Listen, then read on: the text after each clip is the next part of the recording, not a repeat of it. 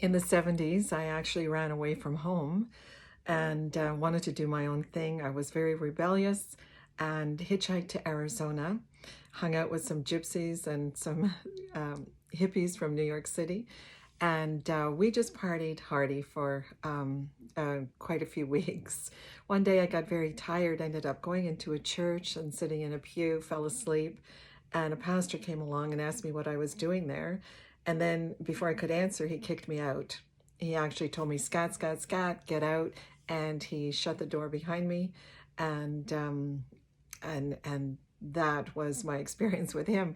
Then I went back to Canada, and I still continued in my lifestyle of drinking drugs and promiscuity and wanting to do my own thing.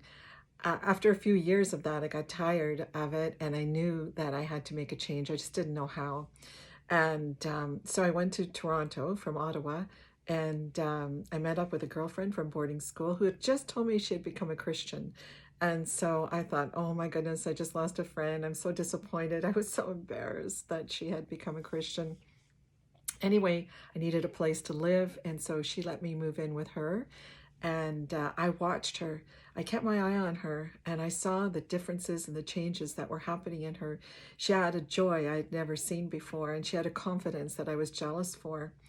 And so one day I decided I was going to ask Jesus into my heart too. And I just wanted it to be a secret. So I wasn't going to tell anyone. A couple of days later was the office Christmas party. Went to that and went to the party after the party.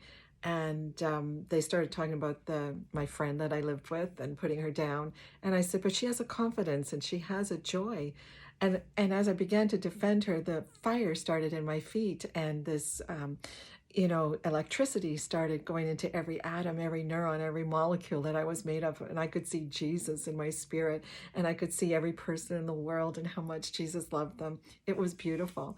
And so I asked Jesus, and I gave my life to him. He totally rocked my world.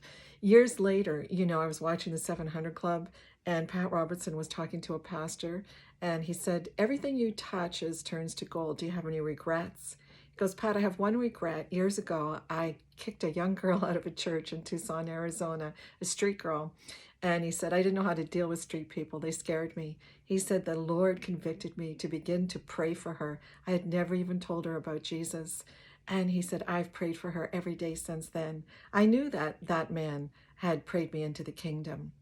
And I ask you now, would you like to ask Jesus into your heart? He will make all the difference for you in your life. Just repeat after me. Jesus, I ask you to come into my life. Forgive me for my sins. Forgive me for everything I've done wrong. Take it over. Let me start again. I want to start afresh, and I want to be born again. Come and take my life. If you've prayed that prayer, then please say it underneath. Click that button and say, I prayed that prayer. Welcome to the kingdom.